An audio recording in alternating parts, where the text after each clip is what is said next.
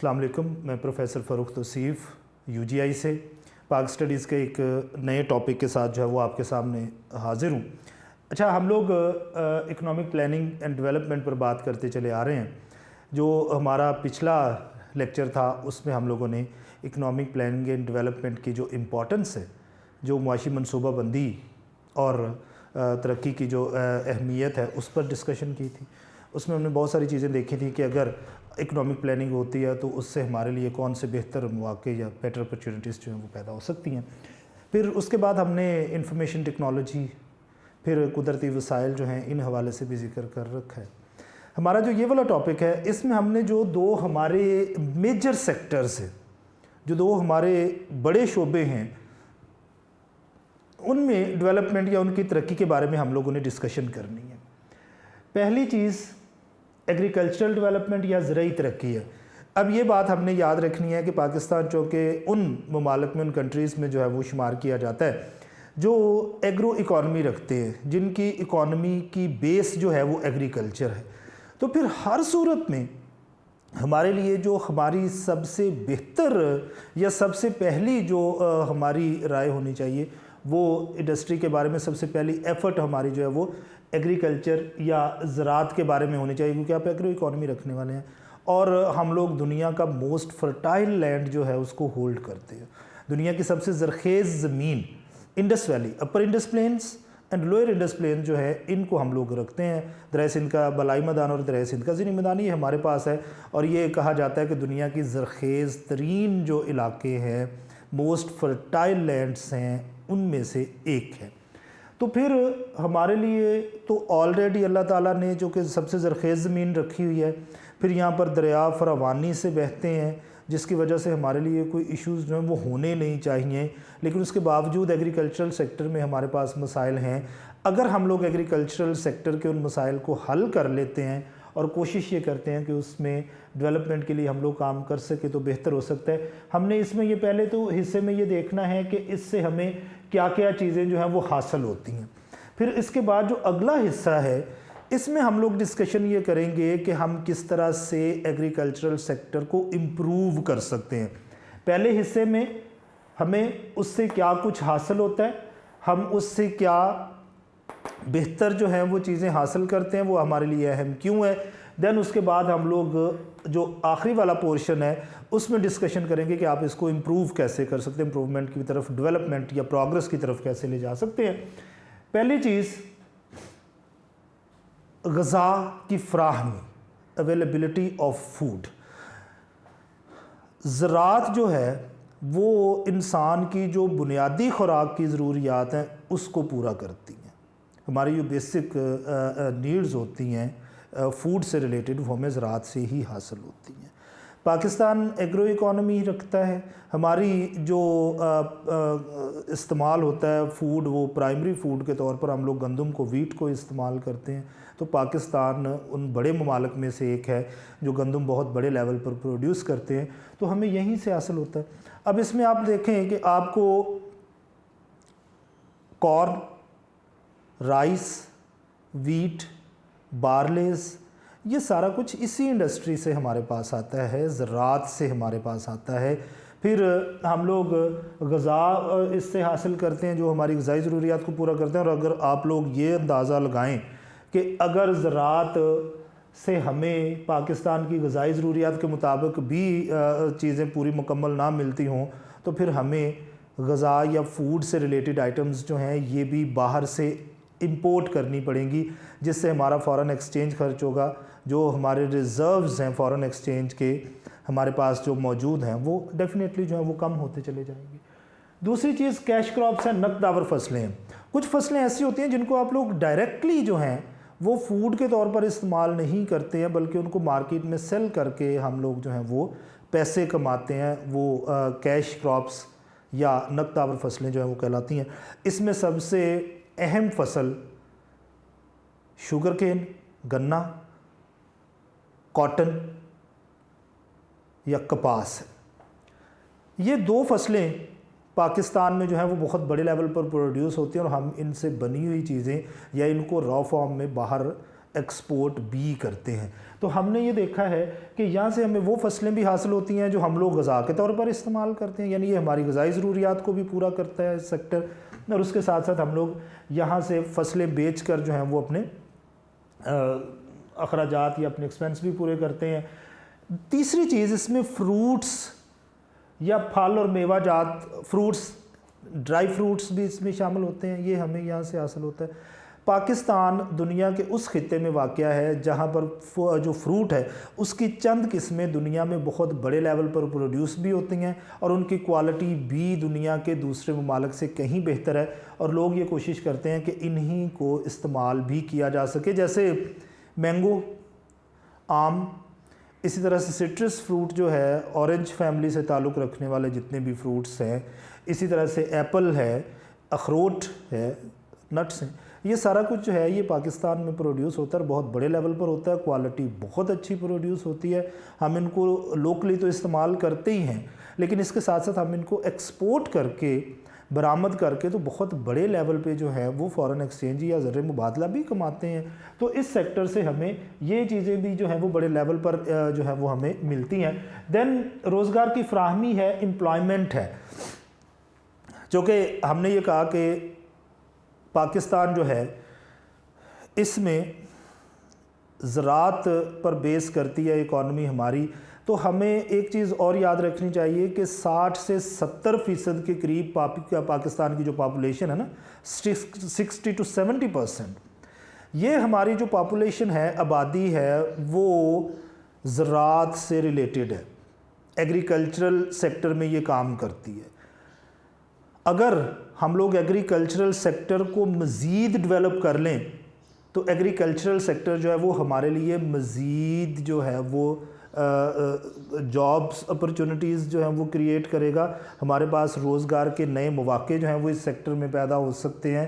ہم لوگ بہت سارے لوگوں کو اس انڈسٹری میں کھپا سکتے ہیں, اس سے ریلیٹڈ انڈسٹریز لگائی جا سکتی ہیں. یعنی جو خالی زراعت ہے وہی پاکستان میں بہت سارے لوگوں کو امپلائمنٹ جو ہے وہ ابھی بھی دیے ہوئے ہے, اور اگر ہم اس کو بہتر طریقے سے ڈیولپ کر سکیں, اس میں ماڈرن مینز استعمال کر سکیں, تو اس میں مزید ڈیولپمنٹ کے چانسز جو ہیں وہ موجود ہیں, اور امپلائمنٹ میں اضافہ ہوگا. قومی آمدنی میں اضافہ, نیشنل انکم میں اس سے اضافہ ہوگا. جب آپ کی پر ہیکٹر ییلڈ یا فی ایکڑ پیداوار میں اضافہ ہوگا, آپ کی ضروریات سے زیادہ فصلیں وہاں پر پروڈیوس ہوں گی, کراپس آپ پروڈیوس کریں گے, تو ایسی صورت میں جو آپ کے پاس سرپلس جو ہے وہ کراپس بچ جائیں گی, آپ اس پروڈکشن کو ایکسپورٹ کر کے بہت بڑے لیول پر جو ہے وہ زر مبادلہ حاصل کر سکتے ہیں, اور اس سے آپ کی قومی آمدنی یا نیشنل انکم میں اضافہ ہوتا چلا جائے گا. کسان کی پر کیپٹا انکم میں اضافہ ہوگا, کسان کی انکم میں اضافہ ہوگا تو ڈیفینیٹلی جو ہماری نیشنل انکم ہے اس میں بھی اضافہ ہوتا چلا جائے گا. تو کوشش یہ کرنی چاہیے کہ اس کو ڈیولپ کرتے چلے جائیں تاکہ ہماری نیشنل انکم یا قومی آمدنی میں اضافہ ہو سکے, اور ہم آہستہ آہستہ جو ہیں وہ بہتر اکنامک کنڈیشنز کی طرف جانا شروع ہو جائیں. اس کے بعد اکنامک ڈیولپمنٹ ہے, معاشی ترقی ہے. اکانومی بیس ایگریکلچر پر کرتی ہے, تو جب ایگریکلچر ڈیولپمنٹ ہوگی تو پھر اکنامک ڈیولپمنٹ تو انڈرسٹوڈ ہے, یہ اس کے ساتھ لنک کرے گی, اس کے ساتھ جڑی ہوئی ہے. تو پاکستان میں اکنامک ڈیولپمنٹ جو ہے وہ اس کی وجہ سے آئے گی. ہم لوگ یہ کر سکتے ہیں کہ اس سے ریلیٹڈ انڈسٹریز پاکستان میں اسٹیبلش کرتے ہیں, تاکہ ہمارے یہاں پر جو ہیں وہ انڈسٹریز, ان کی پروڈکشن کی وجہ سے را میٹیریل ہمیں لوکلی یہاں سے مل جاتا ہے, تو ہم لوگ پھر اکنامک ڈیولپمنٹ کی طرف جا سکتے ہیں. اب ہم نے یہ دیکھنا ہے کہ ہم لوگ یہ جو اکنامک ڈیولپمنٹ یا معاشی ترقی کا ذکر کر رہے ہیں ایگریکلچرل سیکٹر کے تھرو, ہم کون سے کام کریں, کون سے مینز جو ہیں ان کو اڈاپٹ کریں تاکہ ہماری جو ایگریکلچرل سیکٹر ہے اس میں ڈیولپمنٹ میں اضافہ ہوتا چلا جائے. سب سے پہلے ہم کیا کر سکتے ہیں, یوز آف بیٹر سیڈس, اچھے بیجوں کا استعمال. ہم لوگ لیبارٹریز میں نئے قسم کے بیج جو ہیں وہ ان کو بنا سکتے ہیں, ایسے بیج جو ہمارے پہلے کاشت کیے جانے والے بیجوں سے زیادہ پروڈکشن دیں. ہم ان بیجوں کو استعمال کریں تاکہ ہماری پروڈکشن میں اضافہ ہو سکتا ہو.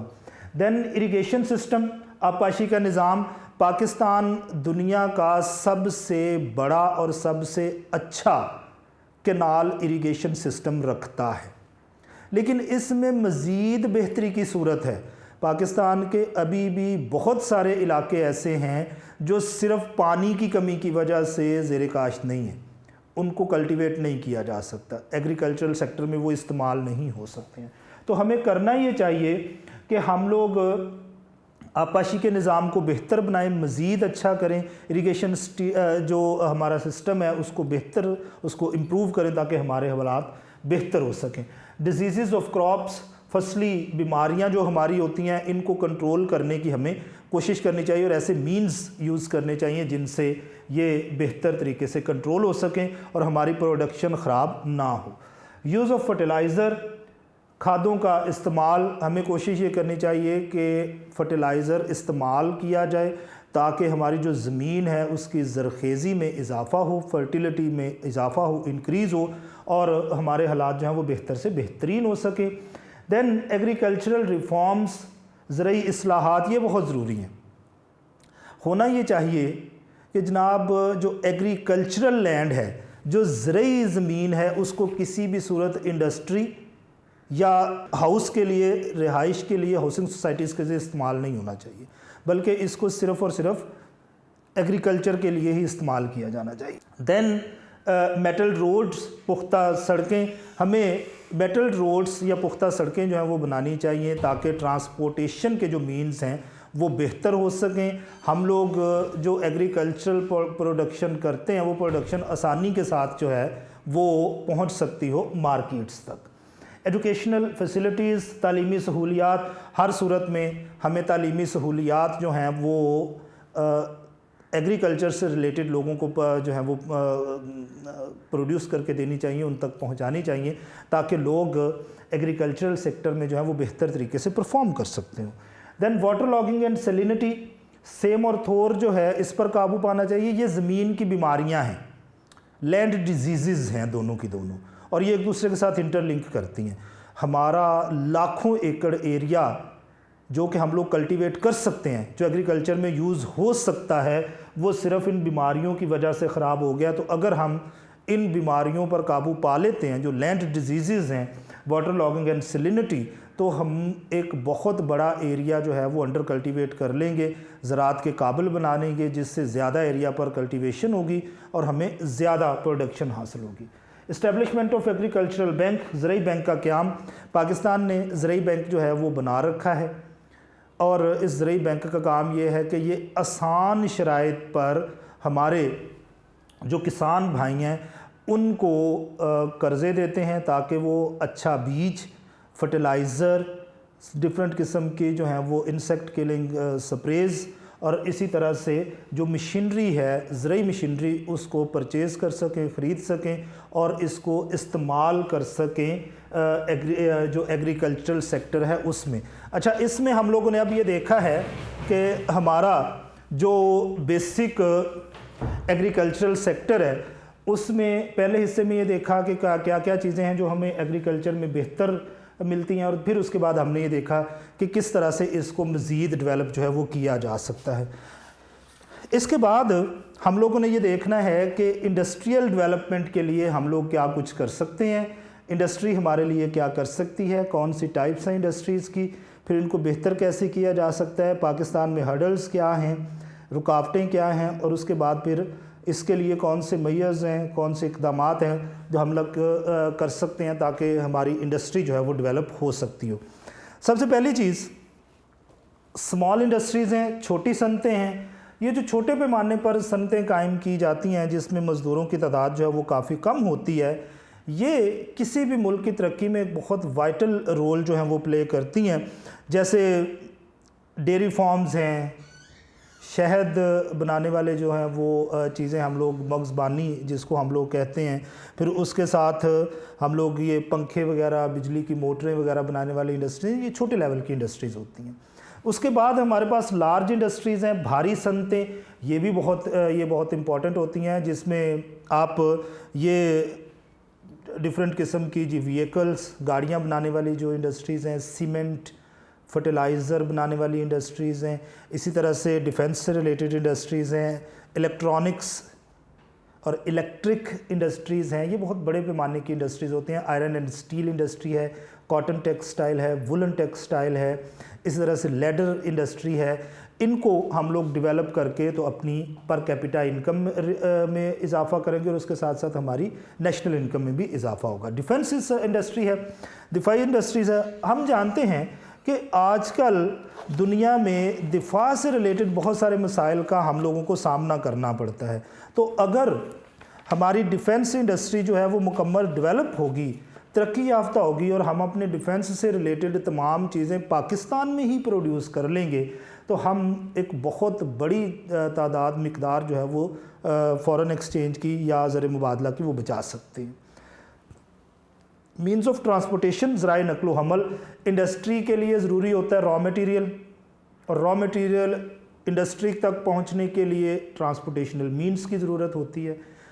اسی طرح سے جو فنشڈ گڈز ہیں وہ انڈسٹری سے لے کے ڈفرینٹ مارکیٹس تک پہنچانی ہوتی ہیں, اس کے لیے بھی ٹرانسپورٹیشنل مینز کی ضرورت ہوتی ہے. تو اگر ذرائع آمد و رفت اور مینز آف ٹرانسپورٹیشن جو ہیں یہ بہتر نہیں ہوں گے, ترقی یافتہ نہیں ہوں گے, تو ہمارے لیے معاملات خراب ہوں گے. ان کو ڈیولپ ہونا ضروری ہے. مینز آف کمیونیکیشن, ذرائع مواصلات, یہ اہم چیز ہے ہمارے لیے, کیونکہ یہ جو ذرائع مواصلات ہیں اس کے ذریعے ہم لوگ کیا کرتے ہیں کہ ایک تو اپنی پروڈکٹس کی جو ہے وہ ایڈورٹیزمنٹ کرتے ہیں, مشہوری کرتے ہیں, اور دوسرا ہم لوگ ان کے ذریعے جو ہیں وہ اپنی انڈسٹری کی ڈیولپمنٹ کے لیے کام کرتے ہیں. ای کامرس ہے, ٹیلی فون, ٹیلی ویژن, ریڈیو, اخبارات ہیں, نیوز پیپرز وغیرہ, ٹیلی گراف ہے, اس طرح سے ای میلز وغیرہ ہیں, یہ ہم لوگ استعمال کرتے ہیں اس کی ڈیولپمنٹ کے لیے. اچھا, اب ہم نے یہ دیکھنا ہے کہ صنعتی ترقی یا انڈسٹریل ڈیولپمنٹ کے لیے کون سی چیزیں جو ہیں وہ لازمی ہوتی ہیں. پہلی چیز,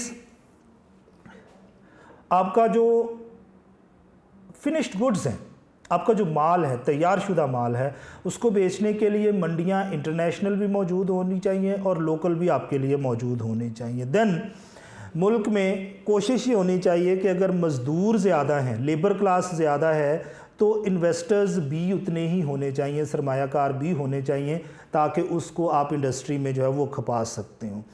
اب دوسری چیز, آپ انڈسٹریل ڈیولپمنٹ کے لیے انڈسٹریل پلاننگ کرتے ہوئے اس چیز کا خیال رکھیں کہ کون سی انڈسٹری آپ کے ملک میں بہتر اسٹیبلش ہو سکتی ہے. پھر آپ لوگ سکلڈ لوگ, سکلڈ پرسنز, ہنرمند لوگ جو ہیں ان کی تعداد میں اضافہ کریں تاکہ ان کو انڈسٹری میں استعمال کیا جا سکتا ہو. دین آپ لوگ یہ کوشش کریں کہ جو آپ کا انٹرنیشنل بیلنس آف پیمنٹ ہے وہ ٹھیک ہونا چاہیے. اس کی راہ میں حائل رکاوٹیں کون کون سی ہیں, کون کون سی ہرڈلز ہیں, پرابلمز ہیں, جو ہم اس کا ذکر بھی تھوڑا سا کر لیتے ہیں. اچھا, ایک تو یہ کہ ہمارے اوپر دوسرے ممالک اور جو انٹرنیشنل ادارے ہیں ان کا بہت سارا قرض ہے, تو ہم اپنی قومی آمدنی کا زیادہ تر حصہ جو ہے اس قرض کو اتارنے میں لگا دیتے ہیں. ہمارے پاس کچھ بچتا ہی نہیں ہے تاکہ ہم انڈسٹریل ڈیولپمنٹ میں استعمال کر سکتے ہوں. ہمارا بجٹ ہمیشہ ڈیفیسٹ میں ہوتا ہے, بجٹ خسارے میں رہتا ہے, ہم اس خسارے کو پورے کرنے کی کوشش کرتے رہتے ہیں, ڈیولپمنٹ کے لیے کچھ بچتا ہی نہیں ہے. پھر ہمارے پاس سرمایہ کی قلت ہے, کیپٹل کم ہے. پھر ٹیکنالوجی ہمارے پاس بہت کم ہے, ہم ٹیکنالوجی کو انڈسٹری میں استعمال کرنے کی کوشش ہی نہیں کرتے ہیں. پھر ہم لوگ یہ کوشش کرتے ہیں کہ صنعتی ترقی اس پر ڈیولپمنٹ کرنے کی کوشش ہمیشہ سے کم ہوئی ہے, زراعت پر کوشش کم ہوئی, زیادہ ہوئی ہے, اس کی نسبت اتنی نہیں ہوئی جتنی زراعت میں ہونی چاہیے تھی, لیکن انڈسٹری کی نسبت جو ہے وہ کافی کم ہوئی ہے. آبادی تیزی سے بڑھ رہی ہے, انڈسٹری میں اتنی جابس آپ کے لیے ہیں نہیں. پھر پولیٹیکل انسٹیبلٹی ہے, سیاسی عدم استحکام ہے, یہ بھی انڈسٹری کو خراب کرتا ہے. پھر جو ہماری فوجیں ہیں, ہمارے بارڈرز پر حالات خراب ہونے کی وجہ سے ہمیں اپنے زیادہ تر اخراجات ان پر خرچ کرنے پڑتے ہیں, اس سے بھی انڈسٹریل ڈیولپمنٹ کے لیے ہمارے پاس کچھ نہیں بچتا ہے. اچھا, پھر ہوتا یہ ہے کہ ہمارے پاس نہ انٹرنیشنل مارکیٹس ہیں اور نہ ہی لوکل مارکیٹس ہیں اپنی پروڈکشن کو سیل کرنے کے لیے, یہ بھی کافی کام خراب کرتی ہیں. مینز آف ٹرانسپورٹیشن ہمارے پاس اپ ٹو دا اسٹینڈرڈز نہیں ہیں. پھر جو انرجی ریسورسز ہیں, توانائی کے جو ذرائع ہیں وہ ایکسپینسو ہیں, مہنگے ہیں, जो इंडस्ट्रियल प्रोडक्शन की जो कॉस्ट है उस पर असरअंदाज होते हैं, जिसकी वजह से इंडस्ट्री जो है वो ख़राबी की तरफ जाती है। अच्छा, इसके लिए हम कर क्या सकते हैं? मयज़ या इक़दामात जो इंडस्ट्रियल डेवलपमेंट के इजाफे का बायस बनते हैं। सबसे पहले ज़राए नक़्लो हमल का बेहतर होना ज़रूरी है, ज़राअत को तरक्की दी जा सके ताकि इंडस्ट्री के लिए रॉ मटेरियल वहाँ से आ सके। फिर जो कुदरती ज़राए हैं उनको बेहतर और प्लान्ड तरीके से इस्तेमाल किया जाए। फिर जो इंटरनेशनल मार्केट्स हैं वहाँ तक आपको जो है वो रसाई मिलनी चाहिए। टेक्नोलॉजी का इस्तेमाल ज़्यादा से ज़्यादा करने की कोशिश करनी चाहिए। दैन जो एनर्जी रिसोर्सेज हैं, जो ज़राए हैं तवानाई के, वो आपको सस्ते मिलने चाहिए। आबादी के इजाफे को रोकना है, पॉपुलेशन ग्रोथ को कंट्रोल करना पड़ेगा। हुनरमंद अफराद जो हैं, जो स्किल्ड पर्सनस हैं, उनकी तादाद में आपको इजाफा करना पड़ेगा। जी, हमने ये वाला अपना जो टॉपिक है, 2 टॉपिक्स थे हमारे, ज़राई तरक्की, सनती तरक्की, इनको भी जो है वो डिस्कस कर लिया। हमने ये देखा कि इससे हमें फ़ायदे कौन से होते हैं, इंडस्ट्री की टाइप कौन सी हैं, ज़राअत के फ़ायदे क्या क्या हैं, फिर हम इन दोनों को किस तरह से बेहतर बना सकते हैं, ये हमने डिस्कशन इसमें की है। नेक्स्ट लेक्चर में एक नए टॉपिक के साथ आपके सामने दोबारा से हाज़िर होंगे। अल्लाह हाफ़िज़।